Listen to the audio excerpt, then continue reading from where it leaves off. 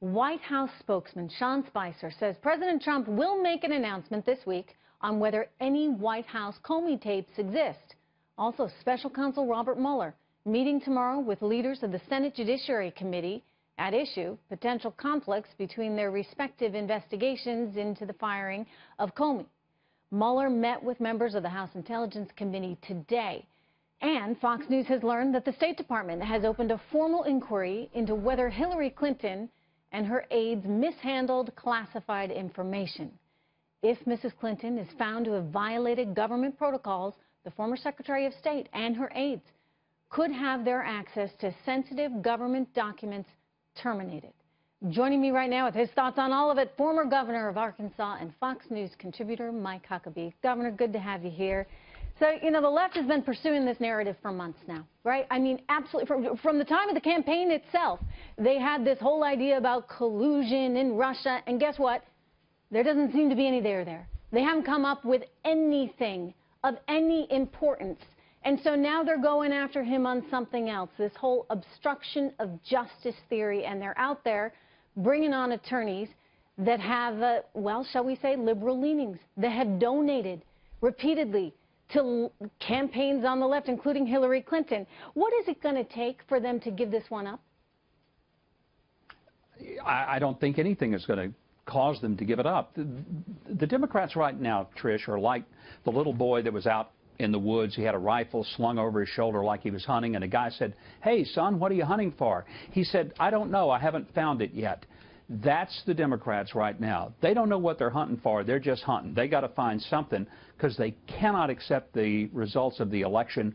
And really, that's what this is about. Governor, they've not been able to tie anything with Russia or any of these other charges. It's just really nonsense. But Governor, you got Robert Mueller, okay, who is James Comey's buddy.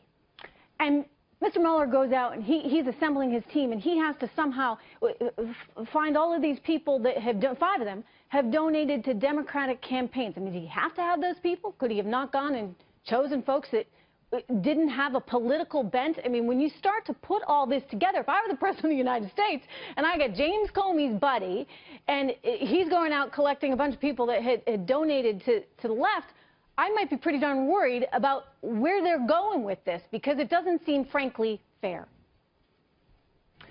Well, Mr. Mueller had asked me to be a part of the force to investigate, but then he found out I've never given any contributions to the Clintons or to the Clinton Foundation, so I was asked to no longer be considered. You know, I'm being facetious, but Trish, the truth is, this whole thing already smells worse than a big warm pile of donkey droppings. I mean, something here just doesn't smell right. If you think about that, so many of the people who are supposedly objective investigators are people who are partisan contributors. I mean, it's one thing to be a voter to a Democrat, but when you start shelling out thousands of dollars, then you're pretty committed to that point of view. And to say that you're going to come into this investigation and be totally divorced from your contributions, I think that's a big stretch. Most of us are not that divorced from where our money has gone, and I don't think we're going to see it in this investigation. And Governor, I keep going back to this reality, which is the fact that James Comey was fired. He had plenty of opportunities to say something, to raise a red flag, to say, I'm concerned about obstruction of justice before he got fired. But no, he waited until he was fired. And then he didn't do the proper thing. He didn't sit down with a journalist and actually come forward on the record and talk about this. No, he called his friend, who then leaked it to the New York Times. And interestingly enough, the one thing, Governor, that was never leaked was the fact that the president wasn't under investigation at the time.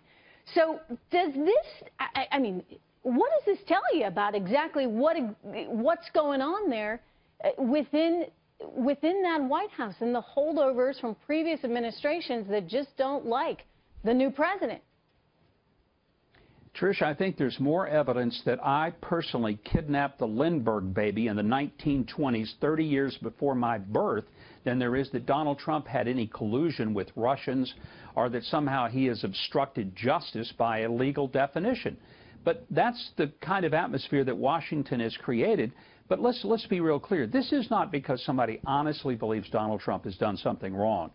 This is all about keeping him distracted, keeping him totally consumed with having to defend himself so that he can't get something done. And as I've often said, many of his critics, they're not afraid that he will fail. They're afraid he will succeed. And if he succeeds, then the things that he has been pushing for, which lower taxes, better jobs, a different trade agreement, a stronger America to foreign governments, that scares some of the people who don't want that kind of an America, but there are many of us who do.